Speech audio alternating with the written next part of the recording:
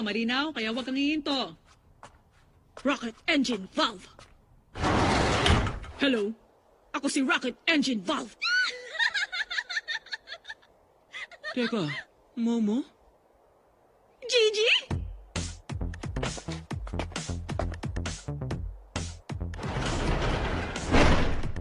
Uy, nandito ka na. Narinig ko na sa mama mo kung ano bang sitwasyon mo. Oh, anong meron? Bakit nandito siya? Eh, sino po ba yan, ha? Teka, siya ba? Kababata ni Momong lalaking yan. Ah, Siya lang naman ang first love niya. ah!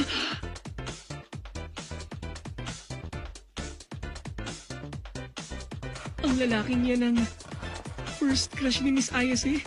Mukha siyang astig. Sa pananamit niya, obvious naman na atleta siya. Mukha din siyang tapat na lalaki. Kung nagkagusto nga si Miss Ayase sa kanya, ang ibig sabihin, matino siyang lalaki. Mama! Sobrang cute mo talaga! At Momo, ang masagwa mong panggagaya, priceless. Ang tagal natin hindi nagkita, Momo. Hindi mo man ba ako yayakapin? Nakakairita. Ano bang trip mo? Pinatikim niya agad ako nung nakakairita! Woohoo! Pegi pa! Sige lang, dagdagan mo pa! O Karun, tulungan mo nga akong patayin na lalaking yan. Hoy, Gigi. Long time no see. Good evening po. Ang tagal po natin hindi nagkita. Maganda pa rin po kayo katulad ng dati, tita. Sa nakikita ko, lumaki kang henyo. Maganda yan. Sige, tumuloy ka na. Ha? Teka lang, ano bang meron dito? Huh? Hindi pa ba halata, ha? Dito na siya titira magmula ngayon. Ano lang dahilan? Ayoko! Hindi ako papayag! Ayoko, hindi papayag. Ibig sabihin gusto mo! Woohoo! Henyo ka ba talaga, ha? Salamat po sa pagpapatuloy niyo! Hoy! Hindi pa ako papayag, ha? Magsasama sila dito sa bahay? Hindi na to normal, eh. Nagre-recruit pa siya ng bagong demonyo dito sa bahay niya? Ah! Hindi naman kaya nagsisipag siyang mag-ipon ng mga kakampi para paghandaan ang paparating na Ragnarok na tinatawag din bilang huling tigmaan? Sa tingin ko mali ka dyan. Hindi ka nagpapayagan dyan, Mama Ayase! Ano ba problema mo? Ano ka na? Kitang-kita mo na kung ano yung binabalak mo! Sa ngayon, magkakampi tayo pansamantala laban sa banta ng mga alien, pero sa oras na matapos yun, ikaw na agad ang isusunod ko! Yan pa rin bang akala niya hanggang ngayon? Mukhang ganun na nga. Mag-iipon din ako ng mga kakampi para may panlaban din ako dyan sa Ragnarok mo! Hanggang sa muli! Salamat po sa abala. Sabay-sabay nagdadatingan yung mga panggulo sa buhay! O sige, ang mabuti pa umuwi na muna ako. Ingat ka sa pag-uwi, ah. Oo.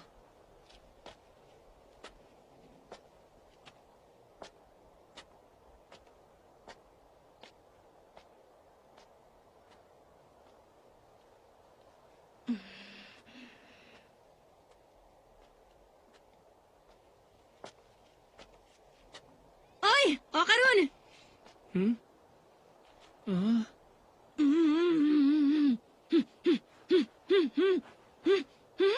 Ha? Ano ba yun, ha? Kita tayo bukas! Ganon! Ikaw naman magsabi, o, Karun! Ha? Salitan ba tayo ng magsasabi nun? Oo, no? Ah. Sabihin mo na kasi! Ano? Teka. Kita tayo bukas. Ayos. Okay.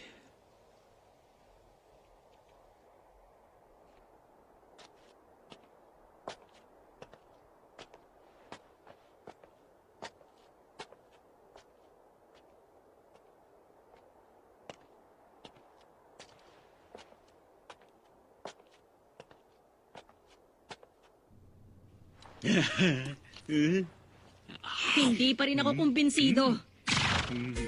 Bakit kailangan nakitira ni Gigi dito sa atin? Bigyan mo ko na magandang paliwanag. Tita, sobrang sarap talaga ng luto niya. Woohoo! Woohoo! Henyo ka ba talagang bata ka? Nakikinig ba kayo sa akin? Sinabi ko naman sa'yo kanina pa, di ba? Parehong na-ospital ang mga magulang ni Gigi, kaya dito na muna siya. Pero ba't dito pa sa bahay natin? Pag ganyan, dapat sa bahay ng kamag-anak ka nakikitira. Hoy, napakawalang puso mo naman. Alam mo, dapat nagtutulungan palagi ang magkakaibigan. Tita, sobrang astig niyo po doon! Hoy, teka lang, Gigi. Ang bihira, henyo ka talagang bata ka eh. Kumain ka lang ng marami. Sawamats po! Hoy, Gurang! Nakuha na niya ng buo ang loob mo eh! Huwag kang ang hangal. Kahit kailan, wala pang kahit sinong nakakuha ng buo sa loob ko. Uy, tita, grabe, sobrang cute niyo talaga! Gigi, gaano ka ba talaga kahenyong bata ka, ha? Sige na, kumain ka pa ng kumain. Sawamats po! May kakatuwa talaga dito eh. Sawamats po! Ang ibig kong sabihin, may kakaiba. Saka teka nga lang, ganito ba kami ka-close kahit dati pa? Nung nasa elementary tayo, tinukso kita at pinagtawanan mo. Pinagsisisihan ko na yung ginawa ko sa'yo ngayon. Alam mo, nakakakita na kasi ako ng mga multo ngayon eh. Huh? Teka lang, may napulot ka bang bayag na mukhang gintong bola? Ano? Bayag? May nasabi ba akong bastos kanina? Wala, kalimutan mo na lang yun. Lumipat kasi ako ng bahay, di ba? Kaya magkaiba tayo ng middle school. Tapos yung nilipatan namin, bulubundukin. Kahit noon pa, mahilig na ako sa nature eh. At yung bago namin bahay, malaki at malinis. Kaya excited talaga ako nung umpisa. Kaso, unti-unti, naramdaman ko na para bang may kakaiba dun sa bahay. Mahirap ipaliwanag kung ano eksakto pero yung mga bagay na nasa paligid lang. Yung kubeta, yung banyo. Ewan ko pero iba sila kaysa sa dati eh. Sinabi ko sa mga magulang ko pero hindi sila nakinig. Pero baka nga guni-guni ko lang yun. Kinumbinsi ko ang sarili na ganun nga. Nagkunwari na lang ako araw-araw nung wala ako napapansin. Pero luminaw siya na para bang gusto niyang tingnan ko siya. Nagabala pa talaga siya para lang magpakita sa akin. At magmula nung araw na yon, lagi ko na siya nakikita. At doon na rin nagsimulang magkasakit ang mga magulang ko. Kaya naman, lumapit ako sa mga espiritista para hilingin sa kanila na magsagawa ng exorcism. At nung ginawa ko yun, 3 sa kanilang 5 ang nagpakamatay. Pati veteranong espiritista hindi kaya. At ang taong inirekomenda nila sa akin bilang huli kong pag-asa para hingan ng tulong, walang iba kundi ang tita mo. Gano'n naman palang nangyari. Dapat kanina pa lang sinabi mo na agad sa akin. Ni hindi man lang sinabi sa akin na matandang gurang na yun napupunta ka pala sa bahay. Pero baka nga, tama lang talaga na pumunta ka sa amin. Momo, sorry na. Teka lang. Uy, itigil mo nga yan. Para saan ka ba nagsasorry? Para sa lahat. Katulad ng panunuksong ginawa ko sa'yo dati at sa pagdamay ko sa'yo sa delikadong problema ko. Imbis na humingi ng tawad, humingi ka ng tulong. Huwag ka mag-alala. Malakas na espiritista ang lola ko. Sa isang hampas lang, matatalo niya agad yung masamang espiritu. Wala akong gagawin kahit ano, no? Ha? Sinabi ko, di ba? Magagamit ko lang ang kapangyarihan ko kapag nasa Kamigowe City ako. Kaya sa pagkakataong ito, si Momo ang gagawa sa request mo. Anong ako? Wala ka namang sinabi ah! Teka lang, tinawag mong lola si tita? Tama ba yung narinig kong yun, ha? Yung taong hindi naman nakakakita ng multo, biglang nakakakita na ngayon. Malay natin, baka may kinalaman yung gintong itlog sa nangyari. Pag tinanggap mong request na ito, ibibili kita na kahit ilang uniforme pa. Kaya yung sinumpang bahay, pataubin mo. Halo! Ako po yung bagong salta! Pom-pom-pom-pom! Ako si Jin and Joji. Gigi na lang for short.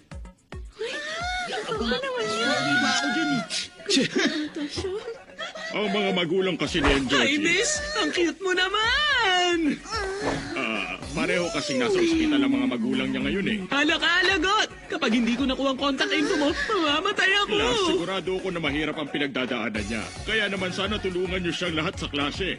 Doon muna siya mauupo sa tabi ni Ayas eh. Magkamag-anak naman kayo, di ba? Hindi po! Magkapamilya kami! Paano kung hindi? Kainit ng pabito. Tara! Salamat sa masarap na banat mula sa magandang binibini! Maganda? Uy, Momo, magaling siya magbola, ha? Ang pogi niya, ha? Teka lang po! Super duper pogi kaya ako! Pon-pon! Teka lang, nakahatak ba ako papalapit sa'yo? Masyado ka kasing cute eh! Ano bang trip ng isang to nakakatawa siya? Uy! Okay. Eh, sino ba yan? Paano ko ba sasagutin niya, ha? Basta kababata ko siya mula pa nung elementary kami. Magkasama kami sa bahay! Ano? Hindi nga! Ay, tumigil ka nga! Baka magsimulan pa yun ang masamang chismis eh! Ipapaliwanag ko sa'yo na maayos pala ang pisa. Makinig ka sa akin, hindi ka Talagang! In love kami! Tanggap na mga magulang namin ang relasyon namin ni Momo! Hoy, hindi mo pwedeng gawin yan dahil si Momo may okaron na sa buhay niya. Ang jealousy ay isang adjective na naglalarawan sa nouns. Halimbawa, you can be jealous Hindi of mawala sa another's isip ko. happiness. Ang lalaking yun ang first crush ni Miss Ayas eh. Hanggang ngayon kaya may gusto pa rin siya sa kanya. Pagkatapos, tinawag niya si Miss Ayas sa first name niya na Momo. Sinabihan pa nga niya siya ng cute eh. Hindi kaya gusto nila ang isa't isa. Kaya ang mga salitang beautiful at cool ay parehong mga adjective din. Kapag sinigot siya ni Miss Ayas at naging sila na talagang dalawa, ibig bang sabihin hihinto na rin siya sa pakikipagkaibigan niya sa akin? Sigurado mag-i-enjoy si Miss Ayas sa hobbies niya at mawawalan na siya ng interes sa occult. Hindi ko na siya makukwentuhan tungkol sa occult tuwing recess. Baka hindi ko na rin makasama si Miss Ayas kahit kailan.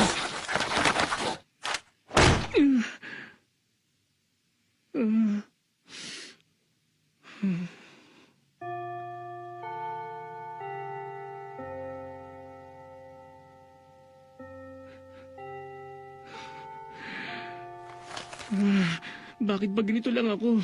Ayoko nito.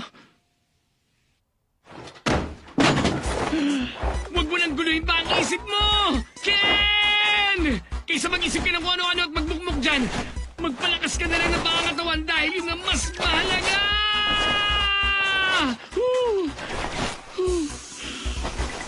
Nandyan ka pala. Anong ginagawa mo? Nagpa-practice ka ng killer move mo? Bisaya si... Teka lang, tapos ka na ba magtanghalian? Dito ako kakain. Ha? Babantayan kita para hindi ka na ulit gumawa ng kahit anong kalokohan. Babantayan mo? Hindi ko naman kasalanan yung insidente kasama si Miss Shiratori. O Karun, nagtanghalian ka na ba ha? Hindi pa nga rin eh. Kung parehong may hawak ka mga kamay mo, ako nang bahala, susubuan na lang kita. Ah! Okay lang ba talaga yun, ha? Momo! Huh? Ikaw yung nasa bahay ni na Momo kagabi ah. Friend ka niya? Bakit ba? Hindi ba sinamikong kasabay mong kumain ng lunch? Ano yan ah? Nagsiselos ba yan si Momo? Ang cute mo naman. Orso ko. Tingin ka, dali! May bumpy ako na yogurt flavored! Weh, hindi nga! Present for you! Woo!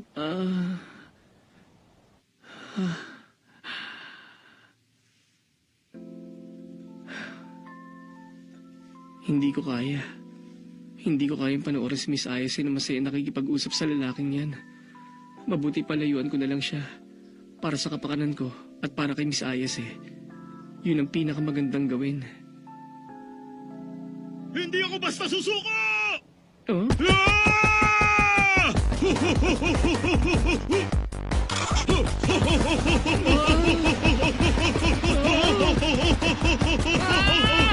Miss Ayase!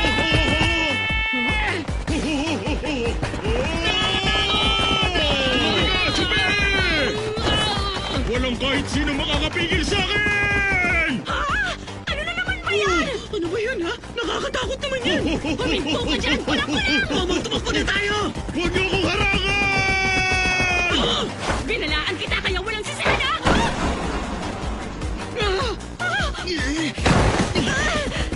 Cha!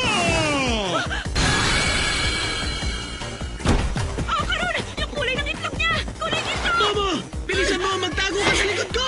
JG, huminahon ka nga lang! Teka! Hindi ka makakatakot! Akala mo huli mo na ako! Miss Ayase! Momo! Tumapit ka lang sa akin! Hoy, ikaw! Pati ikaw lalaki ka! Bitiwan mo si Miss Ayase ngayon din!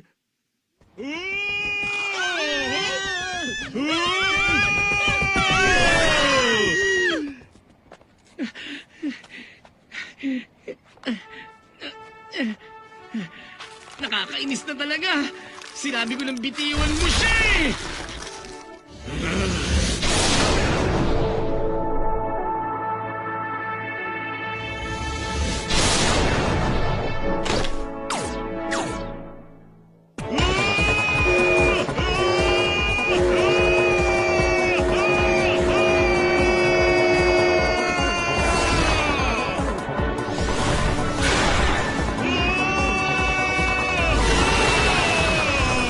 Hoy, ikaw! Alam kong binabalak mo talaga akong pigilan, pero hindi ako magpapapigil! Nakakapaninin mo.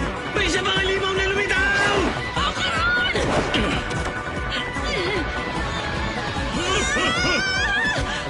Momo, may kable!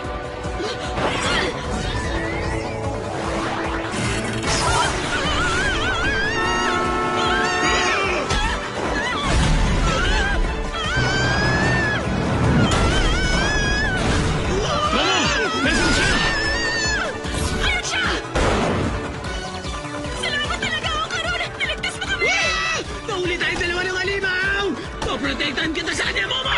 Tumigil ka nga! Kakampi natin si Karon! Kasama natin siya kanina, di ba? Siya yan? Heto na ako! Ganyan ka lang, Karon! Kaputan mo lang ako na mabuti! Gigi, tumulong ka na rin!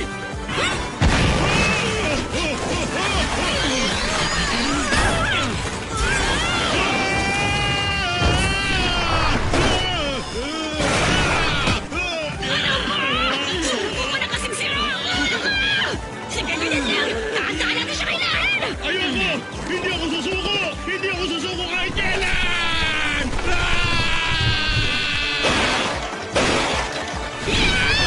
Kadiri! Combine!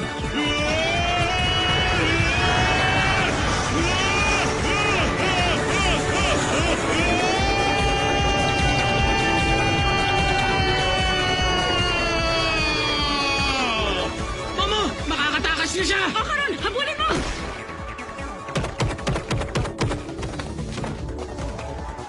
Naloko na.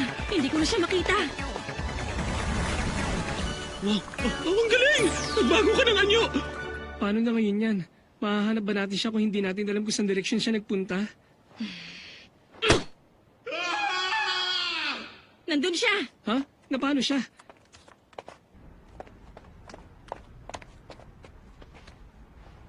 Huh? Miss Ayase, ano ba yung bagay na kanina mo pa ginagawa? Huh? Nandito? Okay lang bang pumasok tayo dito? Sigurado ba kayo, ha?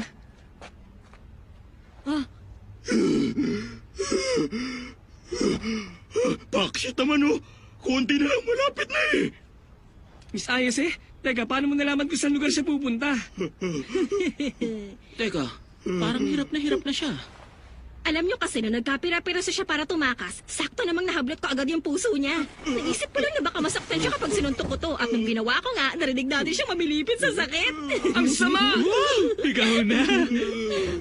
Parang medyo naaawa na tuloy ako.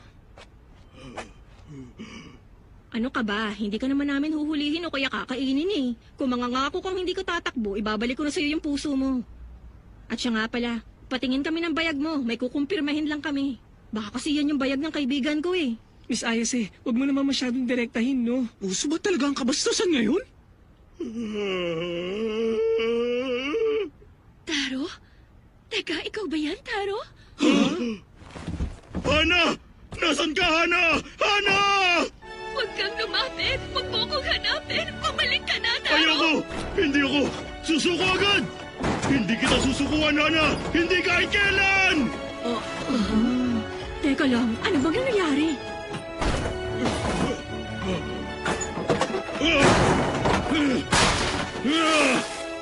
Nakita rin kita! Nahanap na kita sa wakas! Bakit nagpunta ka pa dito? Bakit nilagay mo pang sarili mo sa grabing panganib? Dahil nga mahal kita, hindi pa ba halata? Mula nang makilala kita, nagbago na ang lahat sa akin. Ang mundo ko na dati ay walang kulay. Mula nang dumating ka, bigla na lang naging makulay ang lahat ng bagay sa paningin ko. Pero hindi pwede. Dahil masyadong malayo ang agwat ng panahon kung kailan tayo kinuha. Magkaiba ang mundo nating dalawa. Tapos ng papel na ibinigay sa akin. Kaya bumalik ka na. Kung hindi, baka maitapon ka rin bilang basura. Ayos lang yun sa akin. Ikaw ang babaeng minamahal ko. Hindi kita iiwan kahit anong mangyari. Tumakas na lang tayo. Kapag wala akong ginawa ngayon mismo, habang buhay ko yung pagsisisihan. Taro!